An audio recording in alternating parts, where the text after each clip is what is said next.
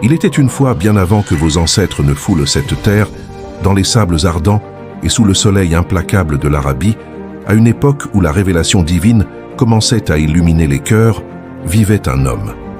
Non pas un homme de noble lignée, ni un homme dont la beauté ravisse les regards au premier coup d'œil, ni même un homme de grande fortune ou de position sociale enviable. Cet homme, mes amis, s'appelait Julaybib, un nom qui portait le poids de son apparence, car il signifiait en arabe le petit difforme ou le petit bossu. Imaginez un homme de petite taille, au corps désavantagé, au visage qui ne répondait pas aux critères de beauté de l'époque. Julaybib n'avait ni famille connue, ni tribu pour le protéger. Il était seul, un orphelin dont la place dans la hiérarchie sociale était nulle. Les gens le croisaient sans le voir. Il était là, certes, mais comme une ombre parmi des corps. Mais cette Médine n'était pas n'importe quelle ville. C'était la cité du prophète bien-aimé, Mohammed, paix et bénédiction sur lui. Un jour, alors que le prophète était assis parmi ses compagnons, il remarqua Julaybib, une âme pure sous une enveloppe ingrate. Le prophète se tourna vers ses compagnons et dit « Ô gens, Julaybib n'a-t-il pas de famille? N'a-t-il pas de femme ?»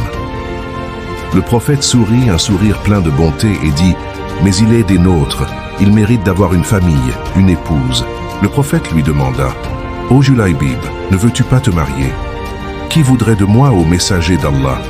Ma beauté n'est pas attirante, ma lignée n'est pas honorable, ma fortune est inexistante. » Le prophète se dirigea vers la maison d'Abu Barza, un noble compagnon dont la fille était connue pour sa piété. Le prophète lui dit « Je ne la demande pas pour moi, je la demande pour Julaybib. » Mais la jeune fille s'avança et demanda « Me refusez-vous la proposition du messager d'Allah? Envoyez-moi donc avec lui. » Ainsi le mariage de Julaybib fut célébré. Un acte de foi immense qui démolit les préjugés mondains. Mais peu après, l'appel au combat retentit. Julaybib, ce petit homme, se jeta dans la mêlée avec une bravoure inouïe. Il gisait là, entouré de 7 ennemis puissants qu'il avait terrassés avant de succomber. Le prophète le souleva avec douceur dans ses nobles bras et dit « Il est de moi et je suis de lui. » La vraie valeur aux yeux d'Allah ne réside pas dans l'apparence mais dans la piété et la pureté du cœur.